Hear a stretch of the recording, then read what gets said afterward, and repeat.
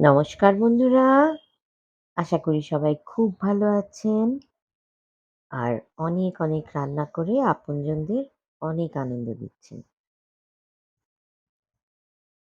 আজ আবার একটা নতুন রান্না নিয়ে এসেছি। একদম সম্পূর্ণ নিরামিষ রান্না, নিরামিষ পদ্ধতিতে তৈরি। এটা নিরামিষের দিনে খাওয়ার যোগ্য, সবাই খুব পছন্দ করবেন। তার জন্য একটা ব্লেন্ডারে আমি নিয়ে নিয়েছি ১০০ গ্রাম মতো ছোলার ডাল।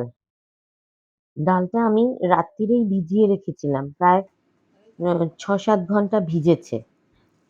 তারপরে ভালো করে ধুয়ে ব্লেন্ডারে নিয়ে নিয়েছি। সাথে দিয়েছি অল্প আ 1/4 টিস্পুন পরিমাণ লবণ, 1/4 টিস্পুন পরিমাণ হিং আর কালো জিরে, কাঁচা লঙ্কা, সামান্য হলুদ। ওই উম উম 1/4 টিস্পুনের থেকেও কম হলুদ নিয়েছি। নিয়ে এবার এটা ব্লেন্ড করে একটা মিহি পেস্ট করে রেখে দিয়েছি। আর এদিকে কড়াই নিয়ে নিয়েছি। কড়াইতে প্রায় ১ লিটার মতন জল দিয়েছি। বেশ আ অনেকটাই জল। জলটা হালকা গরম হলে জলের মধ্যে দিয়ে দিয়েছি সবজিগুলো। এখানে আছে ঝিঙে, ধুঁদুল, কুমড়ো, আলু। সবজিগুলো দেখছেন কিভাবে কেটে নিয়েছি ডুমো, ডুমো করে। আপনারাও যখন রান্না করবেন তখন এভাবেই কেটে নেবেন। এইবার ওই জলের মধ্যে সব সবজি দিয়ে দিয়েছি। কোনো তেল দেইনি কড়াইতে, জলেই দিয়েছি। সবজিটা জলে হালকা সেদ্ধ হবে, তার জন্য দিয়ে দিলাম লবণ আর হলুদ। ১/২ চামচের একটু কম হলুদ দিয়েছি আর স্বাদ অনুযায়ী লবণ দিয়েছি। আর এদিকে দিয়ে দিলাম কয়েকটা কাঁচা লঙ্কা। এবার সবজিগুলো একটু সেদ্ধ করে নেব। একটু হলুদটা, লবণটা একটুখানি জলের সাথে সবজিগুলোতে যাতে মিশে যায় সেজন্য একটু নাড়িয়ে নিলাম। এবার সেদ্ধতে বসাবো। ঢাকনা দিয়ে দেব। মিডিয়াম হিটে সেদ্ধ হবে। আজ রান্না করছি সবজির জলবড়া। রেসিপি আপনাদের পছন্দ হলে অবশ্যই একটা লাইক দিতে ভুলবেন না। আর আ আপনাদের বন্ধুরা যারা আছেন তাদের সাথেও রেসিপিটা শেয়ার করে নেবেন। আর অবশ্যই আমাকে কমেন্ট করে জানাবেন আপনাদের অভিজ্ঞতা এবং আপনাদের কেমন লাগলো সেই সম্পর্কে। এইবার সবজিগুলো অলমোস্ট 80% সেদ্ধ হয়ে এসেছে। জলটাও বেশ ফুটছে। এই ফুটন্ত সবজি আর জলের মধ্যে যে বেটে রেখেছিলাম ডালটা, সেগুলো ছোট্ট, ছোট্ট করে বড়ার আকারে ওর মধ্যে দিয়ে দিচ্ছি। এই বড়া ভেজে করা যায় কিন্তু এটা একটা অন্যরকম পদ্ধতি। তাই জন্যেই এর নাম জল বড়া। আমরা সাধারণত সবজিতে বড়া ভেজে ঝোল করি। কিন্তু এটা একদমই ভিন্ন পদ্ধতি। এর নামই হচ্ছে জলবড়া। সবজি দিয়ে জলবড়া।